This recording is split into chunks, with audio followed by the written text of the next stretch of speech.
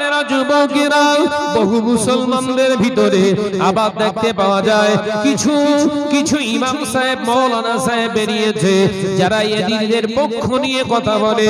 তারা বলে ইয়াজিদকে ফাসিক বলা যাবে না, ইয়াজিদকে দোষ দেয়া যাবে না। ইয়াজিদ সাইয়েদনা হযরত ইমাম হোসেন রাদিয়াল্লাহু তাআলা আনহুকে শহীদ করেননি, তিনি যুক্তি দেননি। তাদের কথার দ্বারা ইমাম সাহেব মাওলানা সাহেবদের কথার দ্বারাই পাওয়া যায় কিছু কিছু তারা যেন ডাইরেক্ট ইয়াজিদের সঙ্গে কথা বলে আসছে। ইয়াজিদকে যে কোনো কলকৌশলে তারা বাঁচাতে চাইছে। কথা ঠিক না ভুল জোরে বলে? তারা ইয়াজিদকে কি বলে? ইমাম হোসেনকে তিনি হত্যার ভিতরে তিনি ষড়যন্ত্রে তিনি ছিলেন না। ভাই আমি ধরেন এই আপনাদের এই ভাঙড়ে জলসা করতে এসেছি, আপনারা দাওয়াত দিয়েছেন, আমি এসেছি, উচিত কি আমাকে আমন্ত্রণ করেছেন, যখন আমি এসেছি আমাকে মেহমানদারি করবেন। আপনি তো মেজমান, ঠিক না বলজরে বলে? আমাকে মেহমানদারি করবেন। আমি আসলাম, ঘরে সুন্দর করে বসার জায়গা করুন, যতটুকু আপনার জুটবে, যতটুকু আপনার স্বচ্ছতা, যতটুকু আপনার অকাত আছে সেটা পরিবেশন করলেন। কিছু না দিতে পারলেও অন্তত দাওয়াত যখন করেছেন ভাইয়ের সঙ্গে খারাপ নয়, ভালো দুটো ব্যবহার করি। এটাই তো আশা করা যায়। হযরত ইমাম হুসাইনকে আমন্ত্রণ করলেন কুফাবাসী, ভালো করে বুঝলেন, আমন্ত্রণ করলেন কুফাবাসী। একটা দুটো নয়, বহু চিঠি দিয়েছে, ৭০টার উপরে চিঠি কিতাবে এসেছে, আরো বেশি চিঠি হযরত ইমাম হুসাইনকে আসতে বলেছেন। মুসলিম বিন আকিল রাদিয়াল্লাহু তাআলা রাসূলের একজন বিশিষ্ট সাহাবী, হুজুর কিবলা ওখান থেকে কুফাতে এসে সব ওয়েদারটা পরিবেশটা দেখে চিঠি লিখলেন, ভাইজান আসুন, অসুবিধা নেই, কুফাবাসী আপনাকে আসার জন্য অনুরোধ করছে, এটা সত্য আমি দেখলাম। কিন্তু এই চিঠিটা ছেড়ে দেওয়ার পরেই হযরতে মুসলিম বিন আকিলকে ওরা ষড়যন্ত্র করে কারা ইয়াজিদের বাহিনী এসে তাকে হত্যা করলো, শহীদ করে দিল। তাহলে মুসলিম বিন আকিল আর নেই, চিঠিটা কিন্তু আছে। মুসলিম বিন আকিল আর নেই, চিঠিটা ছেড়ে দিয়েছে, চলছে চিঠি। ইমাম হোসেনের কাছে যখন পৌঁছে গেছে চিঠি, মুসলিম বিন আকিল দ্বিতীয় চিঠি যে লিখবে সেই সুযোগ কিন্তু আর দেয়া হলো না। হযরত সাইয়েদনা ইমাম হোসেন রাদিয়াল্লাহু তাআলা যখন পেলেন, সাথী সঙ্গীদের নিয়ে চিঠি নিয়ে বেরিয়ে পড়লেন। তার মানে দাওয়াত করা হয়েছে। হযরত ইমাম হুসাইন রাদিয়াল্লাহু তাআলা যখন আসছেন, আস্তে আস্তে কুফার ঠিক পূর্বেই একটি জায়গা আছে ফুরাত নদী, ইংরেজিতে ইউফ্রেটিস নদী বলা হয়। এই ফুরাত নদী, আপনার ফুরাত নদীর পারদেশে কারবালার ময়দানে হুজুর কিবলা যখন আসলেন, ফুরাত নদীর চরে, ফুরাত নদীর পাশে সঙ্গে সঙ্গে সমস্ত আব্দুল্লাহ বিন জিয়াদের নেতৃত্বে বিরাট একটা বাহিনী টোটাল ফুরাত নদীটাকে ক্লোজ করে দিয়ে, ব্যারিকেড করে দিয়ে টোটালটা ঘিরে ফেলেছে। আগেও বাড়তে দেয়া হবে না, পিছনেও ফিরে যেতে দেয়া হবে না। রাফাদাইন যদি না করে নামাজের ভিতরে রাসূলুল্লাহকে পেয়ে যায়, নেহাত এক কথায় বলা যায় আল্লাহর ওলিরা আল্লাহ ওয়ালা হয়েছে, আল্লাহর ওলি হয়েছে, রাসূলুল্লাহ দিদার পেয়েছে। যে নামাজে, যে রোজাতে, যে হজে আল্লাহ রাসূলকে তারা পেয়েছে, নিঃসন্দেহে বলা যায় এনারাই ছিলেন প্রকৃত জোরে হবে। আমি সাইয়েদনা ইমাম হোসেন আপনার কাছে জানতে চাইছি, এই যে নীতির উপরে আপনি খলিফা নিজেকে ঘোষণা করেছেন, এটা কি প্রকৃতপক্ষে ইসলাম এর সমর্থন দেয় কিনা? আব্দুল্লাহ বিন জিয়াদ বুঝতে পেরেছে এই প্রশ্ন করা মানে ইয়াজিদ শেষ হয়ে যাবে, আর ইয়াজিদ যদি শেষ হয় আমাদের শয়তানি করা বন্ধ হয়ে যাবে। ভাইরা আমার, নওজওয়ানেরা, যুবকেরা, আলোচনা তো করতেই দিলেন না, হুজুরদের অবরোধ করে রাখলেন। আল্লাহর মাহবুব বান্দারা হুজুর ওখানে অবরোধ হয়ে গেলেন। একদিন, দুদিন, 3 দিন অতিবাহিত হয়ে গেল, খাবার ফুরিয়ে গিয়েছে। হযরত ইমাম হোসেন রাদিয়াল্লাহু তাআলা আনহু সঙ্গী সাথী সমস্ত সাহাবা হুজুরেরা বললেন, ও ভাই, আমাদের নেতা ইমামে হোসেন, আমাদের খাবার নাই, আমরা না খেয়ে উপোস থাকলাম, কিন্তু আমাদের যে বিবি, আমাদের সন্তান রয়েছে, ও ভাই ইমাম হোসেন, আপনি এক কাজ করুন, ওই ফুরাত নদীর পাড়টাকে একটু সরে যেতে বলেন, আমরা ফুরাত নদীর পানিটা এনে দিই, আমাদের বিবি ছেড়ে বুলাগুলো অন্তত খেয়ে বাঁচুন। আল্লাহর মাহবুব বান্দা আবার একটা চিঠি লিখলেন। চিঠিটা যখন আব্দুল্লাহ বিন জিয়াদের কাছে পৌঁছে গেল, যিনি চিঠি বহনকারী তাকেও ধরে তারা শহীদ করে দিলেন। ও নওজোয়ানেরা, যুবকেরা, ছেলেরা, বাচ্চারা, এদিকে খাবারের হাহাকার, এদিকে ফেরার রাস্তাও বন্ধ, এগিয়ে যাবার রাস্তাও বন্ধ। হুজুর কিবলা অনেকক্ষণ চিন্তা ভাবনা করে সাইয়েদনা হযরত ইমামে হুসাইন রাদিয়াল্লাহু তাআলা আনহু হুজুর আমার চিন্তা ভাবনা করে বললেন, ওগো আমার সাথী সঙ্গীরা, এই অবস্থাতে অবস্থান করা যাবে না, হয় মরো আর নইলে জীবন দিয়ে জীবন বাঁচাও। ও আল্লাহর বান্দারা, যার কাছে যা আছে অন্তত হককে প্রতিষ্ঠিত করার জন্য সেটা নিয়ে দাঁড়িয়ে যা। জিহাদের সিচুয়েশন তৈরি হলো। ভাই, কুটুম বাড়ি গেলে কেউ ছুরি নিয়ে যায়? আপনাদের ভাঙড়েরা হয় নাকি? কেউ আপনাকে আমার দাওয়াত দিয়েছে, আমি কি সব বান্ডেল করে এসেছি নাকি? সাহাবা হুজুররা এসেছে সব খালি হাতে, প্রয়োজনীয় যে যতটুকু দরকার ততটুকু এনেছে। জিহাদ হবে? নির্বিচারে হুজুরদের সমস্ত শহীদ করে দিলেন। হুজুর কিবলার বিবি আম্মাজান সাকিনা রাদিয়াল্লাহু তাআলা পর্দার আড়াল থেকে আওয়াজ দিলেন, ওগো স্বামীনি শোনেন, যে বলেন। কলেজার টুকরো সন্তান আলী আসগার ক্ষুধার তাড়নায় পিপাসিত এতটাই যে বাচ্চা আর মুখ নেড়ে কথা বলতে পারছে না। আপনি এক কাজ করুন, আমার স্তনে আর দুধ নেই, আমি এতক্ষণ জিহ্বাটাকে ওর ঠোঁটে লাগিয়ে দিয়েছি, কাজ হচ্ছে না, তা আপনি একটু দয়া করে এক কাজ করুন, বাচ্চাটাকে নিয়ে হাতে করে অন্তত তুলে দেখান যে আমার জন্য পানি দিতে হবে না, বাচ্চাটার জন্য দাও। আল্লাহু আকবার।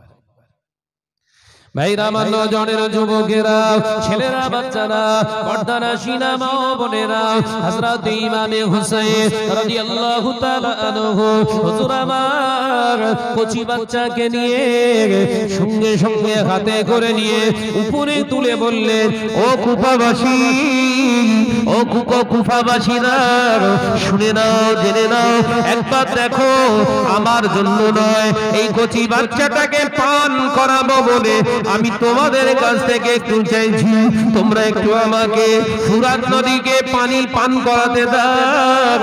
এতটুকু বলার সাথে সাথে ওই সময় কুফাবাসীদের ছোড়া তীর কচি বাচ্চার বুকে লেগে এমনি করে শেষ হয়ে গেল।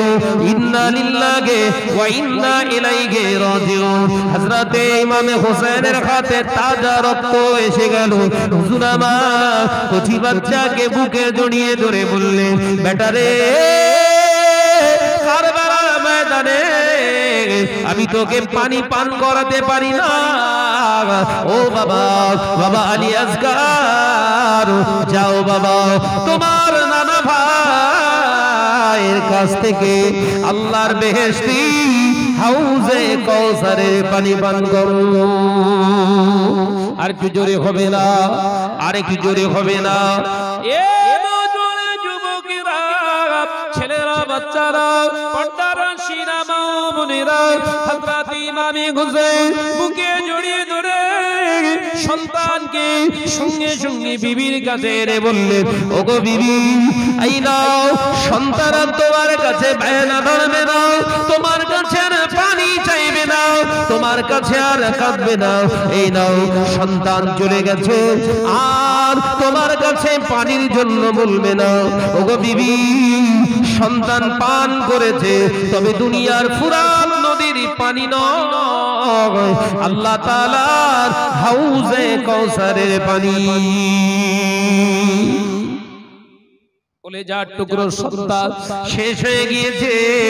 হযরত ইমামে হোসেন আর থাকতে পারলেন না।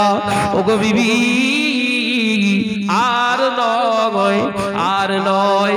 তুমি এক কাজ করো, আমার নানা জানের স্কার্টটা আমাকে দাও, জিহাদের পোশাকটা আমাকে বার করে দাও। জিহাদের পোশাকটা পরিধান করে মাথায় পাগড়ি বেঁধে রাসূলুল্লাহর আসকার মোবারকটা পরে জুলফিকার নামক তলোয়ারটা হাতে ধরে আর দুলদুলের উপরে সাওয়ার হয়ে ঘোড়ার পিঠে সারে এক পা দুপা করে যখন এগিয়ে যাচ্ছে, গোটা কুফার মুনাফিকরা দূর থেকে দেখে ভয়ে ভীতু সন্ত্রস্ত হয়ে গেলেন। কার বিরুদ্ধে আমরা তলোয়ার তুলেছি? দেখ দেখ, এই কারবালার ময়দানে স্বয়ং রাসূলুল্লাহ এসে হাজির হয়ে গেছে। আরো জোরে হবে না? এ কুফাবাসীরা, যাস না, আগিয়ে যাস না, আগিয়ে যাস না। দেখ দেখ, ঘোড়ার পিঠে সাওয়ার হয়ে অন্য কেউ আসে না, আকায়ে নামদার তাজদারে মদিনা মুফাক্কিরে মওজুদা সাইয়্যিদুল মুরসালিন ইমামুল আম্বিয়া খাতামান নবী হুজুর পাক সাল্লাল্লাহু আলাইহি ওয়াসাল্লাম আসে। দেখ, পালা পালা পালা, নবীর বিরুদ্ধে তলোয়ার তুলেছি, আমাদের আর বাঁচার উপায় নাই। সমস্ত কুফাবাসীরা পালিয়ে যেতে লাগলেন। পিছন দিক থেকে দিলেন আব্দুল্লাহ বিন জিয়াদ। এ কুফাবাসীরা, ভালো করে দেখ, ওটা হযরত ইমামে হুসাইন। কিতাবের ভিতরে এসেছে হযরত ইমামে হুসাইন রাদিয়াল্লাহু তাআলা আনহু চেহারা মোবারকটা অনেকটাই আমার রাসূলুল্লাহর মতোই ছিল। আর যখন রাসূলুল্লাহর জিহাদের পোশাকটা তিনি পরিধান করে, পাগড়ি পরিধান করে যখন জিহাদের ময়দানে এসেছিলেন, ওই মুনাফিকদের চোখে আমার রাসূলুল্লাহর ছায়া ধরা পড়েছিল।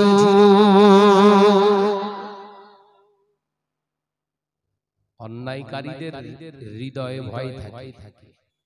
এই কথা বলছেন না কেন? ভীতু হয় কারা? যারা অন্যায়কারী হয়, কমজোরি, ঈমানের কমজোরিয়াত, যারা ঈমানের কমজোরিয়াতের ভিতরে জীবন যাপন করা, তারা ভয় খায়, আর অন্যায়কারীরা ভয় খায়। বিশ্বনবীর কলিজার টুকরি খাতুনে জান্নাত হযরতে ফাতেমা রাদিয়াল্লাহু তাআলা আনহা রাখতে জিগান, আহ হাতে তলোয়ার নিয়ে যাচ্ছে, বীর বিক্রমে তিনি তলোয়ার শামতে লাগলেন। কুফাবাসীরা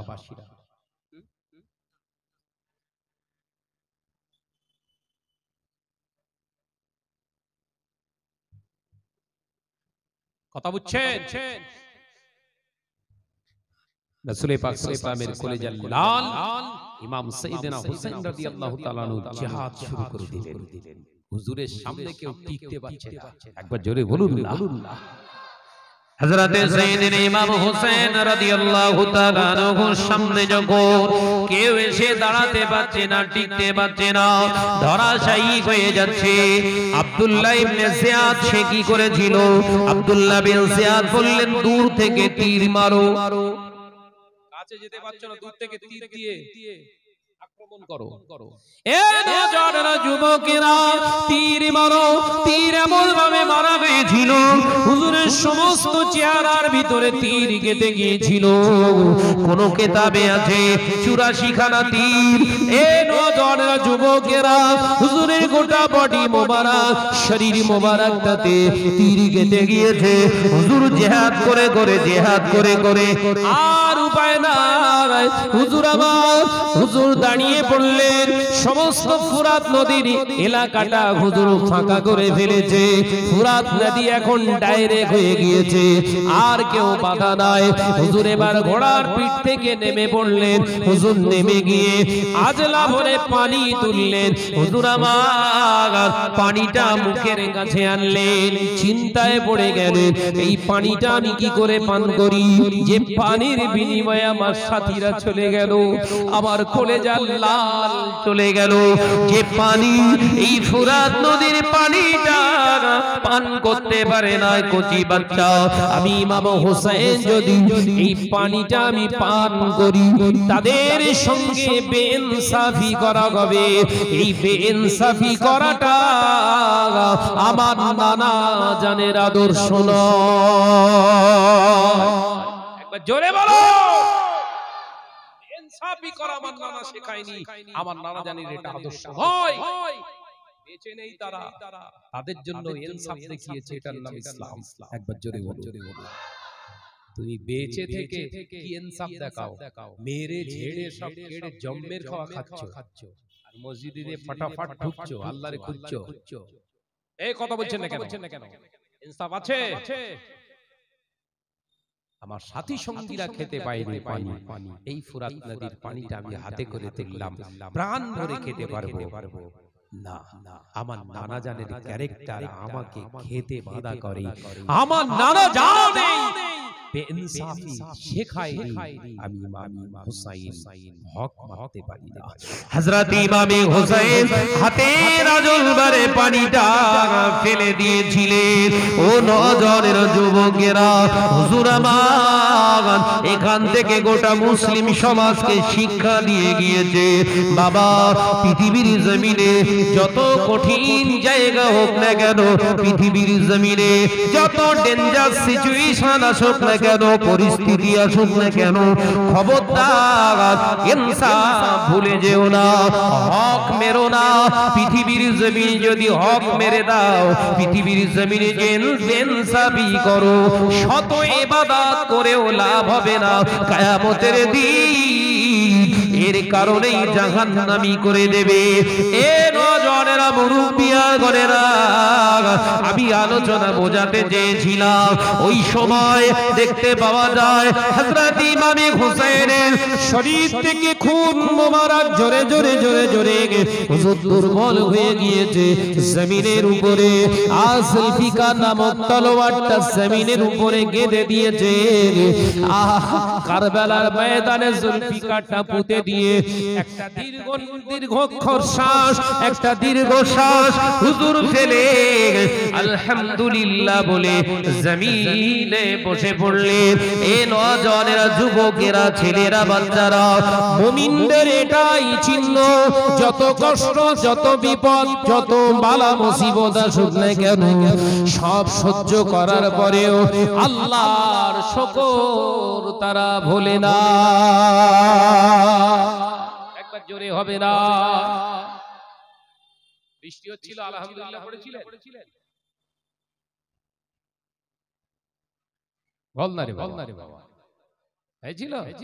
লে সর্বনাশ হয়ে গেল।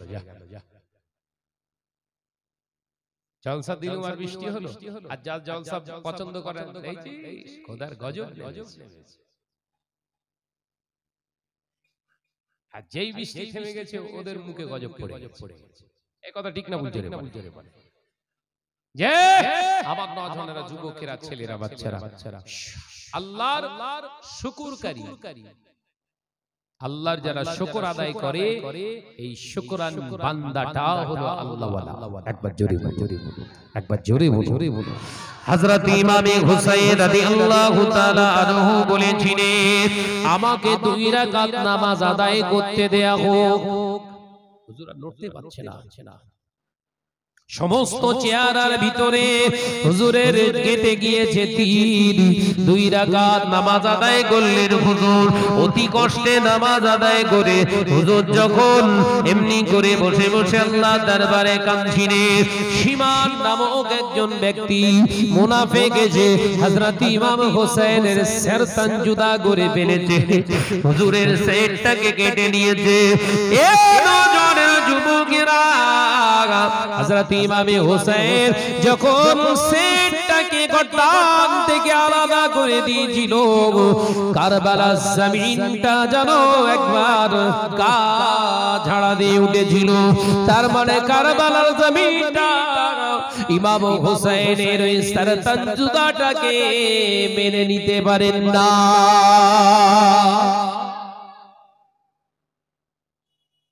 আল্লাহ রাসূলের রক্তে জিগার হযরত ইমামে হুসাইন রাদিয়াল্লাহু তাআলা আনহু সির মোবারক মাথার মোবারককে নিয়ে ইয়াজিদের সামনে আনা হলো।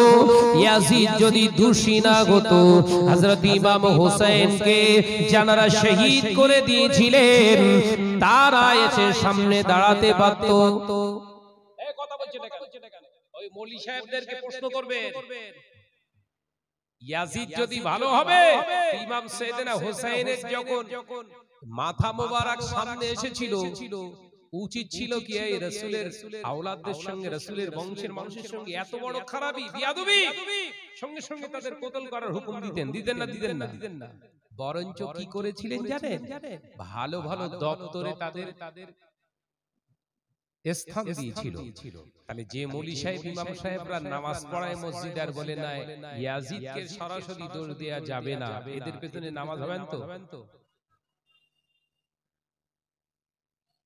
আমি কি বলেছিলাম ঘোড়ার কথা? ঘোড়া ভুলে গেলে হবে না,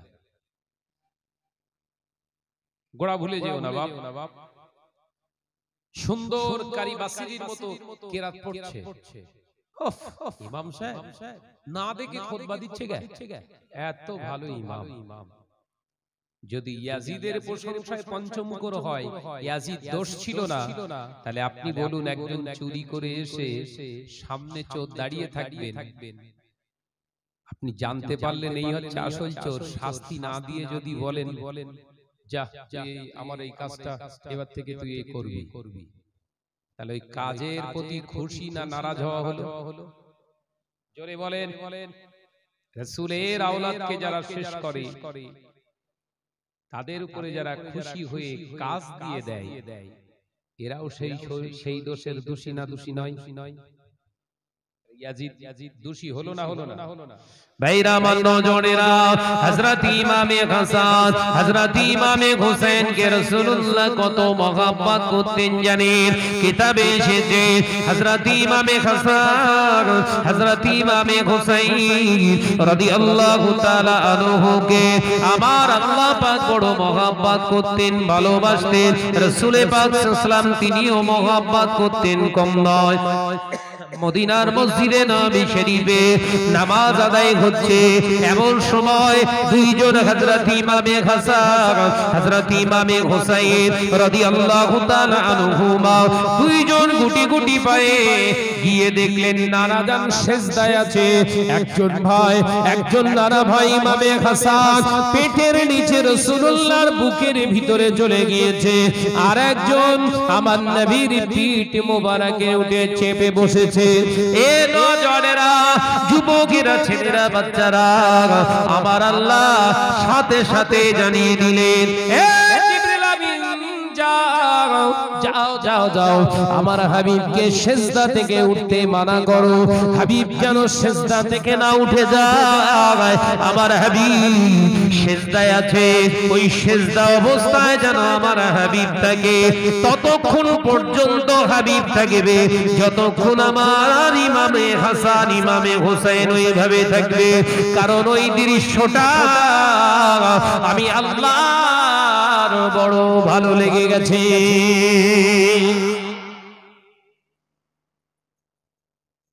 সেজদায়, বিশ্বনবী সেজদায়, পেটের নিচে একজন, তাহলে সেজদা কেরাম দিতে বোঝা যাচ্ছে। এখান থেকে কাহিনী শোনাচ্ছি না, তরিকা শেখাচ্ছি। সেজদাটা এমন ভাবে দেবেন ভেতরে যেন বাচ্চাটা গিয়ে বসে থাকতে পারে। কথা বলছেন না?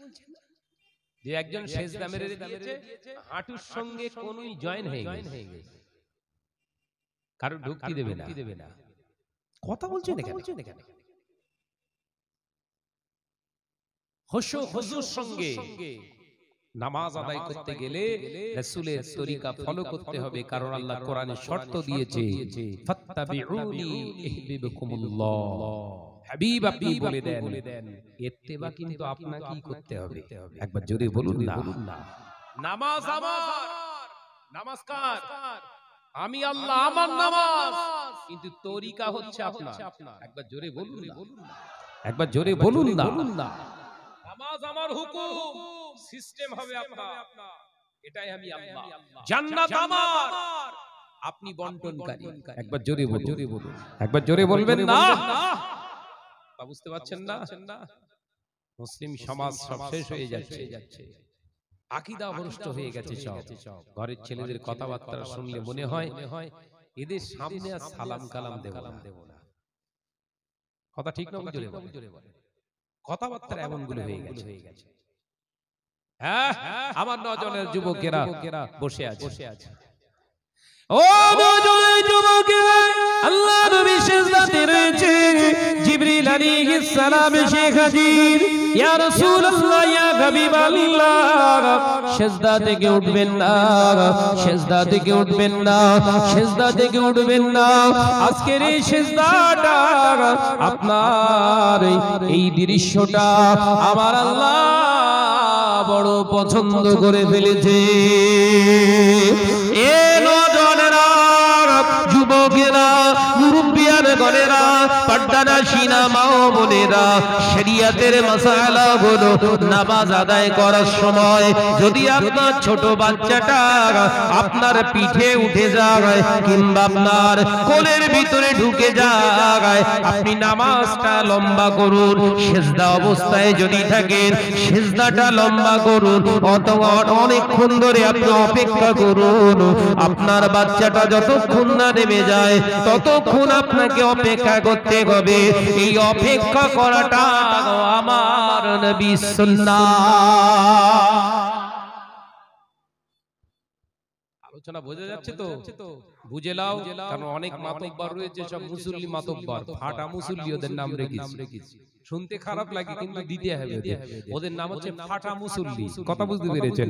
জুম্মায় নামাজ পড়তে গেলে কচি কচি বাচ্চারা আজকে গিয়েছিল, নামাজের সময় কেউ হয়তো খুশখাস করে হেসেছে, কি কথাবার্তা বলেছে, ওই ফাটা মুসল্লি চেল্লায়,